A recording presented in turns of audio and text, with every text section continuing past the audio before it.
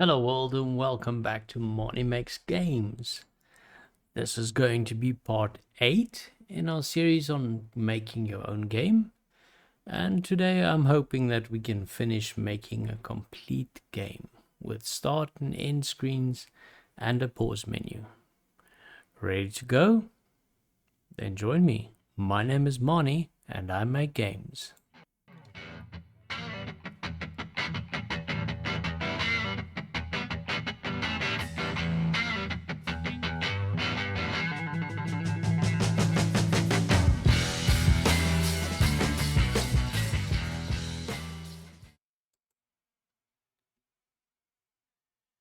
Now, usually in this series, I've tried to do as much live coding and recording as I can so that you can see the reality of building your own games and know that everybody makes mistakes and sometimes we struggle and we get stuck. Unfortunately, while I was recording the last 4 videos, I myself made a huge mistake and for some other reason never turned on my mic. So, this episode is going to be a little different. I'm going to show my homework and explain how it works. Let's go. Firstly, because we want a complete game, I've added 2 extra scenes, an end scene and a menu scene. The menu scene is going to be our main menu, which is where we want our game to start. And the function of the main menu is going to be to let you choose whether or not you're going to play a single or a multiplayer game, or if you just want to quit right out of the game. Now, when you add scenes to your project, always remember to go to File and Build Settings. And there, in your build settings, make sure you add the scenes that you actually want to show up in your game. And make sure that you put the first scene you want to see first in line, because that's always going to be the first one to load. Alright, let's have a quick look through and see how it works now, and then I'll start explaining how it was done. Let's go to our main menu. And we'll go play. On the main menu, you'll see a single player, multiplayer, and quit. I've kept it simple to stay with the style of the game and to save time, because this is basically just building it as quickly as we can to see if we can get it working. Alright, now, if I click on single player, you'll see now the AI player moves into position and stops, and the ball doesn't move until I've actually joined this. Ooh, second player, and I immediately lost a point there. Now, if at any time during the gameplay I press, whoa, wrong button. I press my select button on my controller or escape on the keyboard, it's going to bring up this little menu here. This lets me restart, resume the game, or just quit. I'm going to quit so you can see the last scene, which I haven't added the black background yet. That's just going to give me the option to go back to the main menu or to quit completely. Right, let's find out how this was done.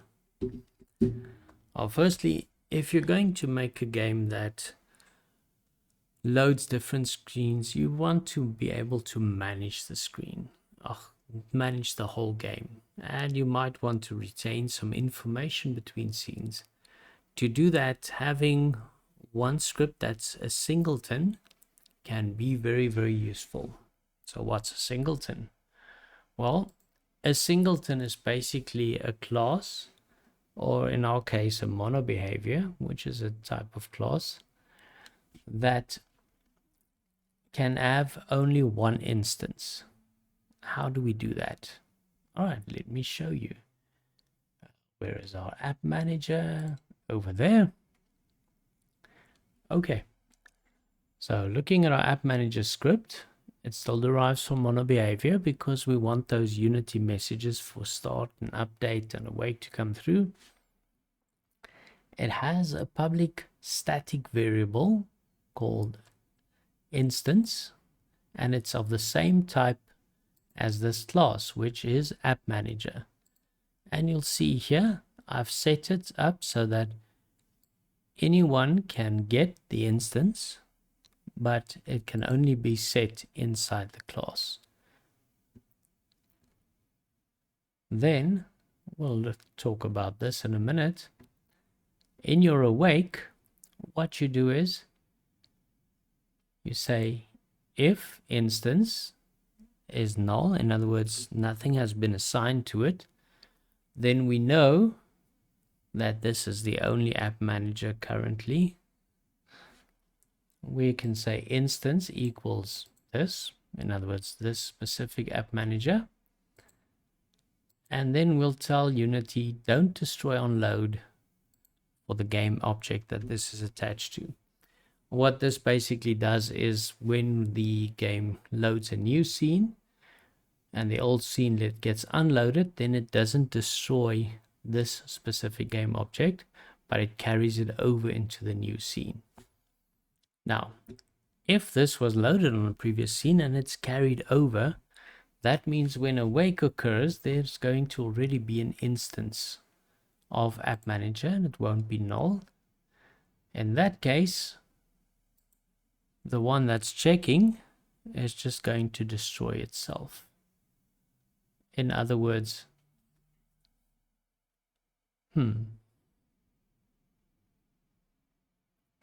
it's going to say, well, I can see there's already another Appmanager here. I'll destroy myself.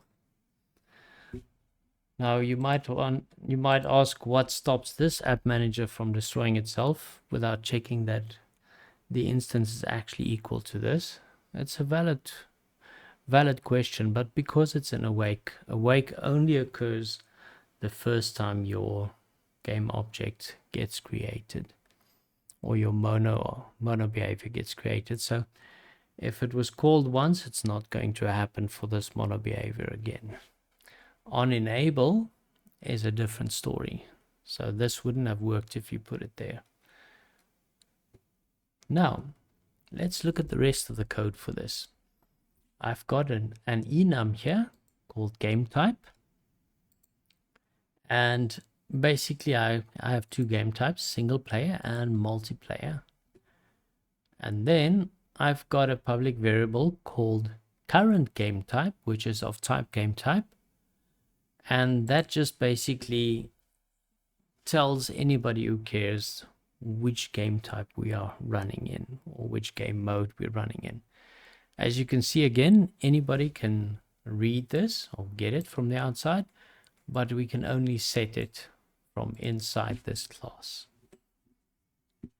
Then if we go down here, we've got some functions.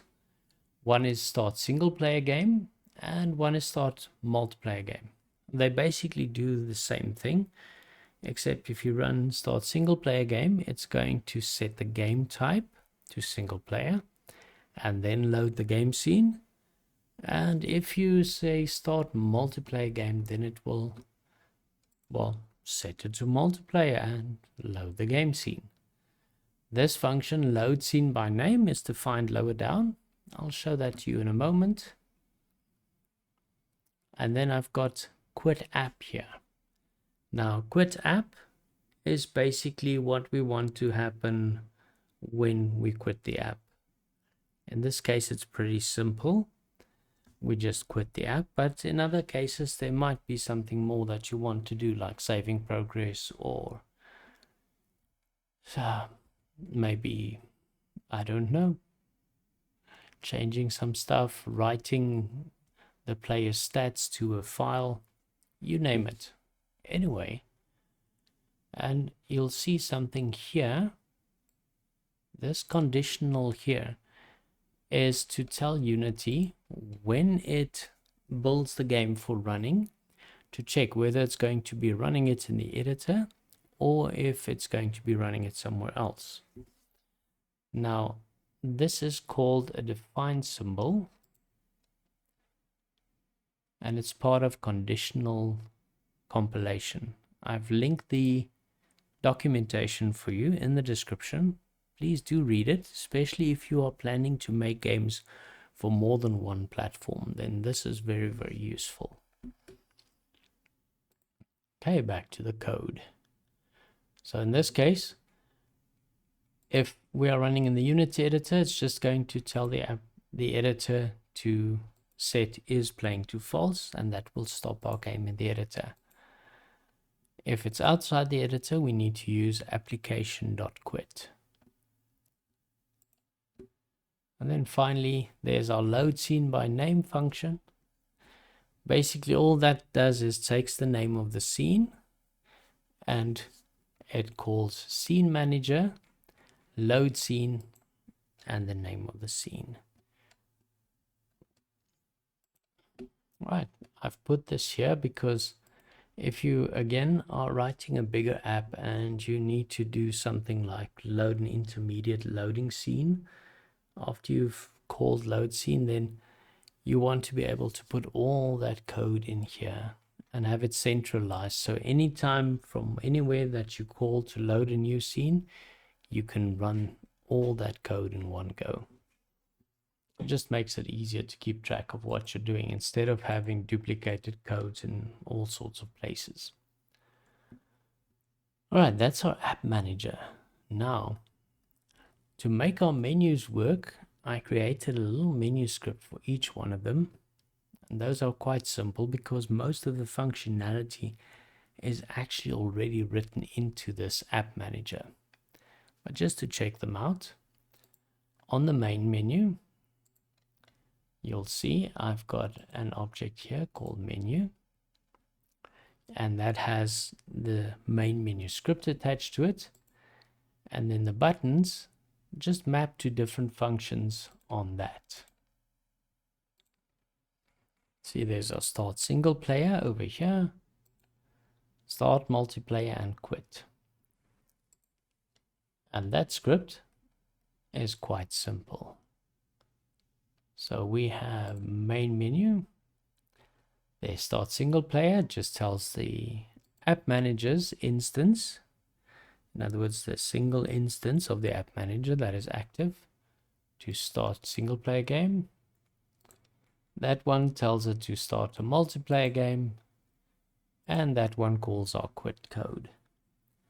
Now the same holds true for our end menu over here. Again, app manager quit, and main menu go goes to our main menu and just tells the app manager to load the main menu. And here we've got a game menu, which is for my in-game menu, which is a pop-up menu. I'll show you. Now we've got game manager, which is the game manager on the scene. Because the in-game menu is on that scene, we can drag in a direct reference to it and it won't break anything. I say game manager dot game menu show false. This just hides the game menu, and in this function the game manager does a few extra steps as well, which we'll get to. Then we've got our quit, and this basically loads the end scene for us. We could quit the game directly from here, but as a player you might want to quit the specific game that you're playing to get back to the start menu so you can start a new multiplayer game if you were playing single player. So that's why we don't quit directly to our operating system here, but actually go to the end scene. And in the end scene you have the option to go to the start scene or quit. And restart game basically just tells our game manager that we want to restart our game. So let's start by looking at how this is all hooked up, and then I'll explain the changes that were made to Game Manager. Okay, so here we have our main menu. There's the menu with the button functions hooked up to it. if you go to our game scene, again, there's our game menu. And you can see all the buttons for the game menu are under one thing. And you can just enable and disable them there. That's important because when we want to listen for the button to actually enable the menu, then we want to be able to do it from somewhere else. In this case, we're going to be doing it from the player, which I'll show you. That's a small change I made to the player. Player here. Because you can only have the one input listener unless it's managed by the multiplayer, the player input manager. I've moved the code to listen for a menu button to the player where it's already listening for the inputs to move. So I've mapped a new action and I've put an event on it called on menu pressed. And basically all that does is when it presses the menu button, the player searches for the game manager and just goes game menu show. Well, this isn't perfect because you might have two players and it's going to call this twice. So there's room for improvement here, but we'll work on that another time. Okay, and then there's some code for sound, which I'll show you later on. So that's how we show the in-game menu. And the in-game menu, of course, is hooked up to the code that I showed you before. All right, so that makes it pretty easy.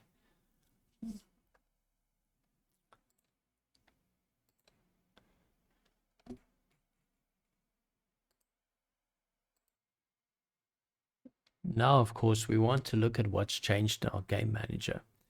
If you remember previously, when we started the game, the ball would start shooting off immediately and the players just had to join and catch up.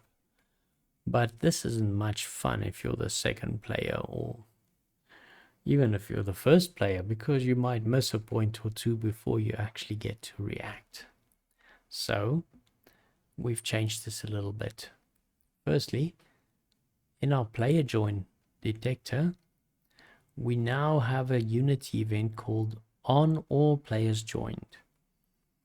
Now, basically what happens is I've got some code down here, which I'll explain in a minute, that checks, and when all the expected players for our single or multiplayer game has joined, then the ball will launch.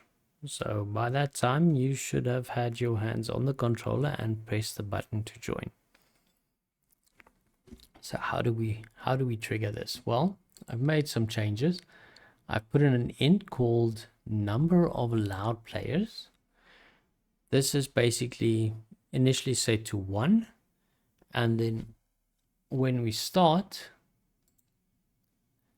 we check the Appmanager instance for the game type, and if it's multiplayer, then we check the player input manager's max player count variable, and if that is 10, then it sets number of allowed players to 10, or if it's 2, like in our case, then it sets it to 2. You could have just said 2 or 1 directly here, but if you change the max player count expecting to make a 5-player game, then you have to come in here and change the code, and that's just one more thing to remember. This way your code immediately adapts to your design change. Okay, so now we know what the max allowed or the number of allowed players is. What's that to us? Well, when that on player joined events gets triggered, which we use to position our players, firstly, it checks if the number of allowed players is equal or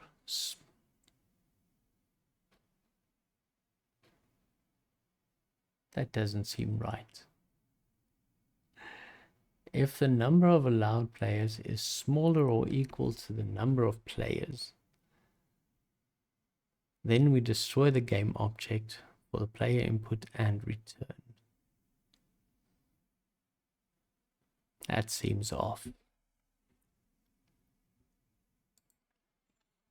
No, it doesn't actually, because that's the number of allowed players. And the number of players is this number. In other words, this is how many players there are. And as long as this number is still bigger than this one, we're good to go. So initially we come in, number of players is 0. This test false, skips over that. Does the player positioning that we did before. Then the number of, if the number of players is bigger than 0, then we are going to do that placement for the second player and turn it around. You'll notice this code isn't very robust if you're going to start doing a 3 and 4 player game. So this will need to be changed. But for now, I don't see a practical way of doing it without actually making a 3 or 4 player game. And then after we've done all that, we increment number of players. So where it was 0, it will now be 1. And we start doing a check. If the number of players equals number of allowed players, then we are going to invoke on all players join. Now if we're in single player mode, then number of allowed players would be 1. We just incremented it, tests positive for 1, and we invoke. If it was a multiplayer game, this would be 2, and this statement would be false. But the second time around, this would actually turn out to be true as well. And the third time, it won't, neither will at any time after that, so it won't invoke more than once. Unless, of course, you have players leaving the game, but we haven't written that into our game. The only way for a player to leave the game is to actually exit to the end scene.